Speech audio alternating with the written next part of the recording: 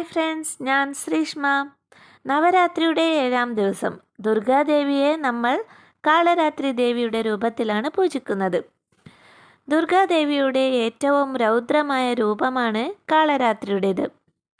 കാളരാത്രി ദേവിയുടെ കഥയിലേക്ക് പോകുന്നതിന് മുന്നേ നമ്മുടെ ഈ ചാനൽ സബ്സ്ക്രൈബ് ആൻഡ് ഷെയർ ചെയ്യൂ. പിന്നെ ലൈക്ക് ചെയ്യൂ, ബെൽ ഐക്കോൺ പ്രസ് ചെയ്യൂ. പണ്ട് ശുംഭ നിശുംഭ എന്ന 2 രാക്ഷസന്മാരുണ്ടായിരുന്നു. അവർ 3 ലോകങ്ങളിലും അതിക്രമിച്ചുകൊണ്ട് എല്ലാവരെയും ആക്രമിച്ചുകൊണ്ടേയിരുന്നത്രേ. ഈ രാക്ഷസരുടെ നിഗ്രഹത്തിനായി പാർവതി ദേവി അവരോട് യുദ്ധം ചെയ്യാനായി ചാമുണ്ടിയെ സൃഷ്ടിക്കും. ശുംഭ നിശുംഭ രാക്ഷസർ ആദ്യം ചാമുണ്ടിയുമായി യുദ്ധം ചെയ്യാനായി ചണ്ട മുണ്ട എന്ന 2 രാക്ഷസരെ പറഞ്ഞുവിടും. അവരെ 2 പേരെയും ചാമുണ്ടി സംഹരിക്കുമത്രേ.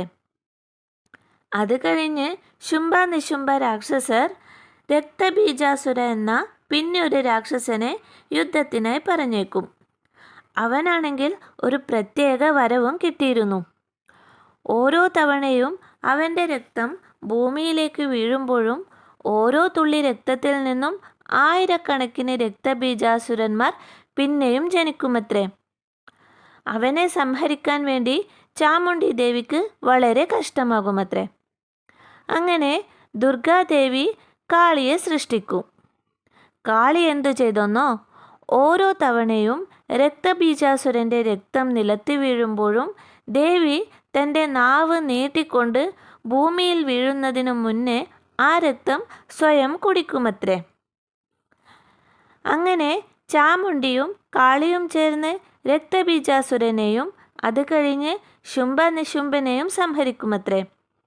കാളിദേവിയുടെ ഈ സ്വരൂപത്തെയാണ് കാളരാത്രിയായി നമ്മൾ ആരാധിക്കുന്നത്.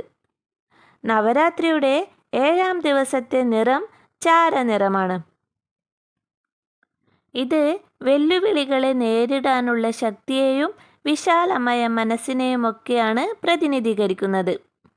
8ാം ദിവസത്തെ കഥയുമായി അടുത്ത വീഡിയോയിൽ നമുക്ക് വേഗം തന്നെ കാണാം. അതുവരെ എല്ലാവർക്കും താങ്ക് യു. ബൈ.